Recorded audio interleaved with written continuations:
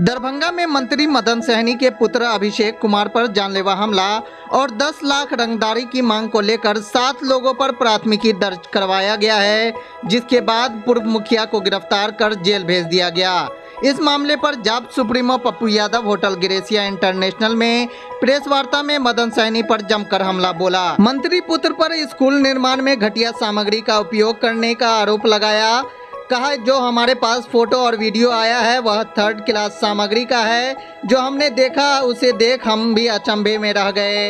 इस सामग्री से यदि भवन का निर्माण होगा तो यहाँ के लोग कैसे रहेंगे। साथ ही मंत्री पर सरकार का धौंस दिखाकर मुखिया परिवार को डराने और जेल भेजने का आरोप लगाया।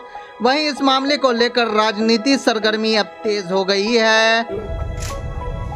एक मंत्री जी के पुत्र के द्वारा गलतियों को रोकने पर प्रधानाध्यापक और दूसरे परिवार को जेल भेज देना। यदि हम उस सीमेंट को दिखाएं आपको जो मेरे पास है, गिट्टी ईटा 3 नंबर से भी बदतर। कोई भी व्यक्ति मंत्री का सम्मान करेगा, जरूरी नहीं है कि उनके पूरे परिवार का सम्मान। और जिस तरीके से एक परिवार पूर्व मुखिया को जेल भेज दिया गया, वर्तमान उसकी पत्नी का केस में नाम दे दिया गया और लगातार टॉर्चर, सरकार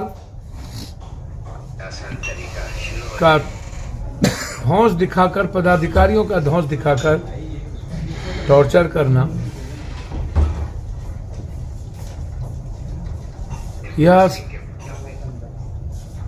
लोकतांत्रिक मूल्यों के लिए सही नहीं किसी भी कीमत। मैं अभी उनके यहाँ जा रहा हूं,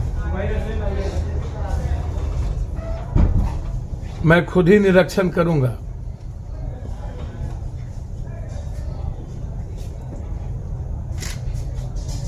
सवाल मंत्री विधायक एमपी का नहीं है। मैं पहले भी कह चुका हूं कि मंत्री विधायक हो या एमएलए हो, लगभग बिहार में लगभग एमएलए एमपी की भूमिका संदिग्ध है माफियाओं के साथ।